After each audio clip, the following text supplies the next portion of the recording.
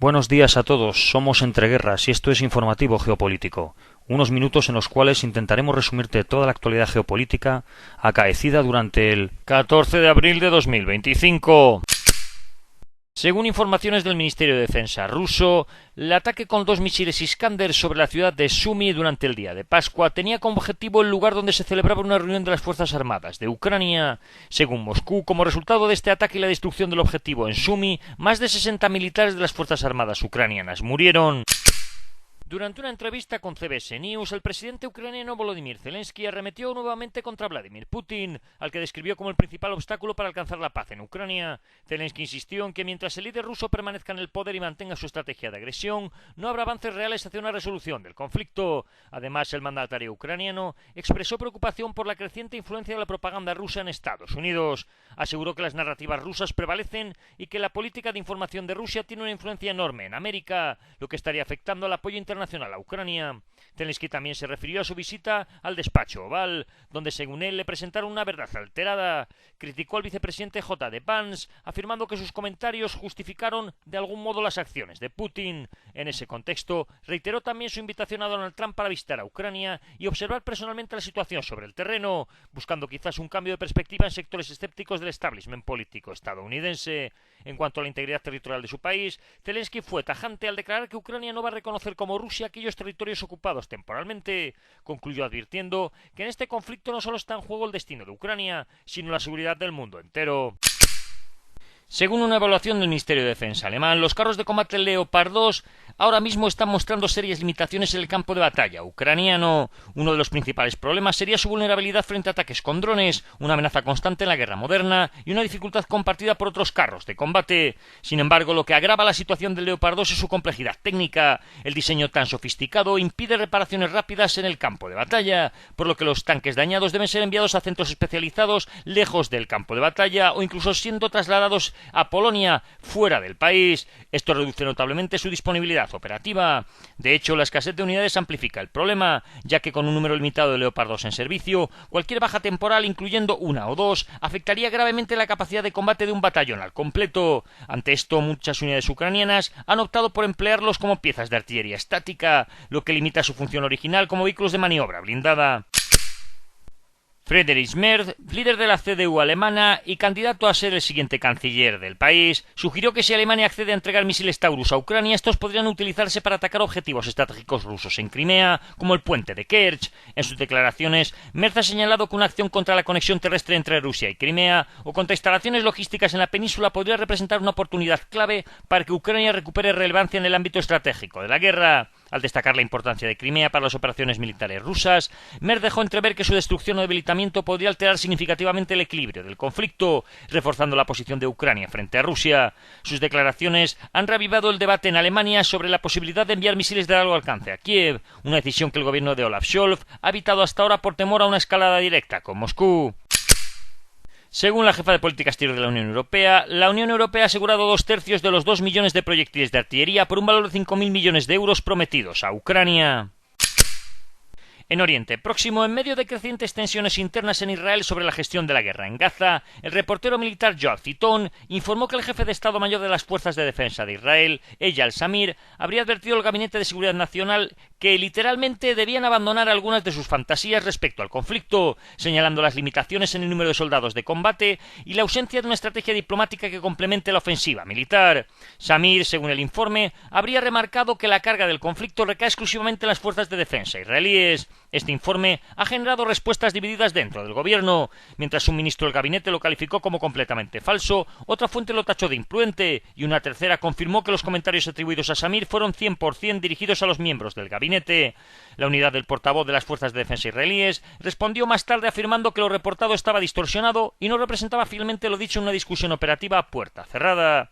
Por su parte, el diputado Yuri Edelstein del Likud, presidente del comité, respaldó la visión de que las fuerzas de defensa de Israel tienen la capacidad para enfrentarse a Hamás, pero ha enfatizado que Hamás no representa la principal ni única amenaza para Israel actualmente, sugiriendo un panorama de seguridad más amplio y complejo que el conflicto en Gaza.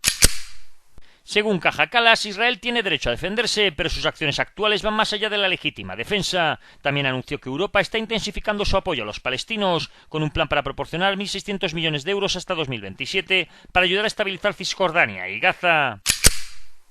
El ayatolá Ali Jamenei se reunió con un grupo de comandantes militares iraníes con motivo del Año Nuevo iraní y durante el encuentro instó a las Fuerzas Armadas a seguir fortaleciendo sus capacidades defensivas. En su discurso, Jamenei describió a las Fuerzas Armadas como el escudo del país y el refugio de la nación ante cualquier agresor, subrayando su papel central en la defensa nacional. Asimismo, criticó lo que calificó como un doble estándar por parte de los países que, según él, actúan como agresores, pero al mismo tiempo buscan impedir que Irán desarrolle armas defensivas. Recalcó que este tipo de presiones no deben disuadir al país de avanzar en sus programas de defensa. Sus declaraciones refuerzan el enfoque estratégico de autodefensa que Teherán ha sostenido frente a las crecientes tensiones regionales e internacionales.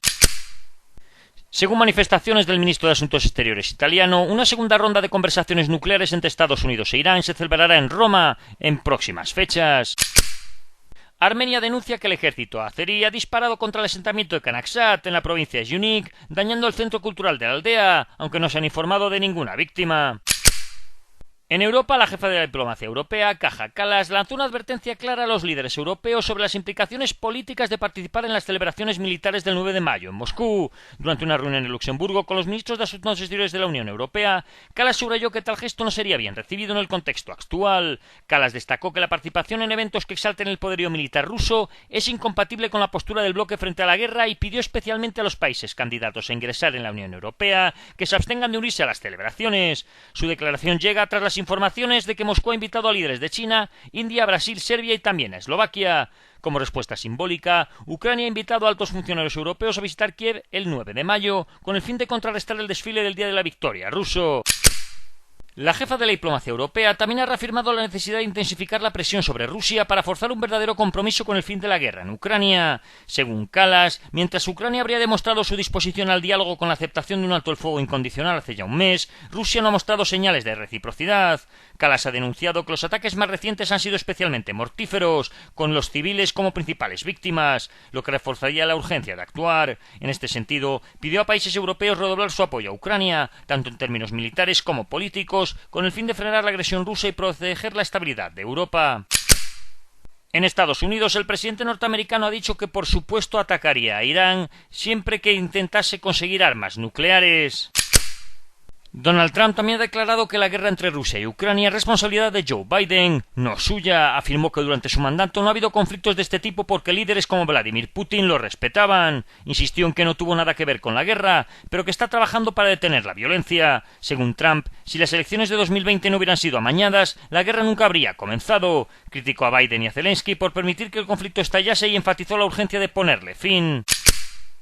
En nuestra querida Iberoamérica, Daniel Noboa ha sido reelecto como presidente de Ecuador, según el Consejo Nacional Electoral, que ha informado la obtención de 6 millones de votos por su candidatura en la segunda vuelta, superando por más de 1 millón el resultado anterior. Por su parte, Luisa González, candidata del Movimiento Revolución Ciudadana y principal líder de la oposición, habría mantenido una cifra similar a la obtenida en febrero, con 4,5 millones de votos, sin mostrar un crecimiento significativo. Tanto ella como otros sectores de la oposición han expresado su rechazo a los resultados oficiales y no han reconocido la reelección de Noboa. El proceso electoral se ha desarrollado en un ambiente de tensión política, con acusaciones cruzadas y una oposición que cuestiona la transparencia del conteo. La situación anticipa posibles movilizaciones y un escenario político complejo para el nuevo mandato de Noboa.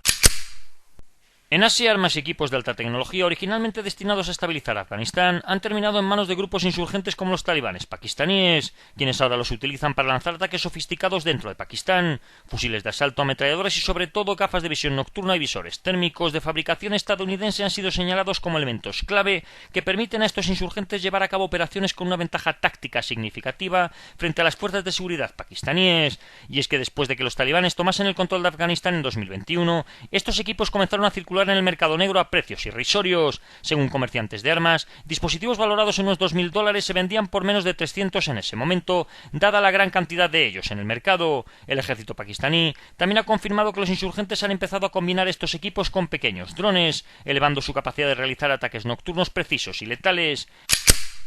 En África, las fuerzas de apoyo rápido han tomado el control del campamento de desplazados de Samsam, ubicado en el norte de Darfur, en Sudán, tras un asalto que ha durado 4 días y ha dejado centenares de muertos, según ha anunciado el grupo paramilitar el domingo. Este campamento era uno de los más grandes de la región, albergando aproximadamente 500.000 de personas que huían del conflicto en Sudán.